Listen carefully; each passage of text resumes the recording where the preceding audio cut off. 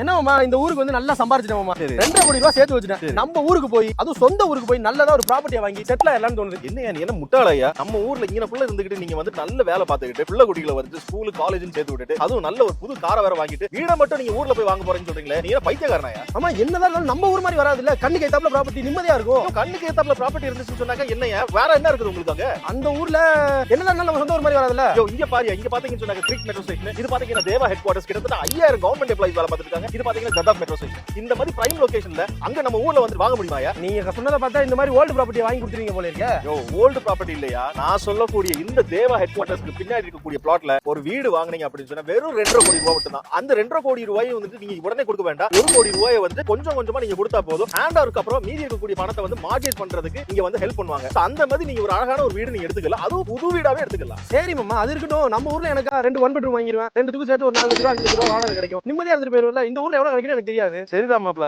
நீங்க அங்க வாங்கும்போது 4 லட்சம் ரூபாய் 5 லட்சம் ரூபாய்க்கு உங்களுக்கு வந்து வாடகை வருஷத்துக்கு கிடைக்குது. ஆனா வந்து இந்த இடத்துல நீங்க வந்து பணத்தை போட்டீங்க அப்படின்னா வருஷத்துக்கு 22 லட்சம் ரூபாயில இருந்து 24 லட்சம் ரூபாய் வரைக்கும் உங்களுக்கு கிடைக்குது. இப்ப யாவது புரியுதா உங்களுக்கு? 22 லட்ச ரூபா கிடைக்குதுன்னா இங்க எத்தனை பேர் மாமா வந்து வாங்கிட்டு இருக்காங்க? எத்தனை பேர் வாங்குறாங்களா? நான் கீழே கொடுக்க போற ஒரு நம்பர், அந்த நம்பரை பார்த்துட்டு எத்தனை பேர் வாங்குறாங்கன்னு நீங்களே பாப்பீங்க. பாக்குறேன் மாமா. இந்த நம்பர்ல இருந்து வாங்கினாங்கன்னா நானும் உங்ககிட்டயே வாங்கிடுறேன். சரி மாப்ள.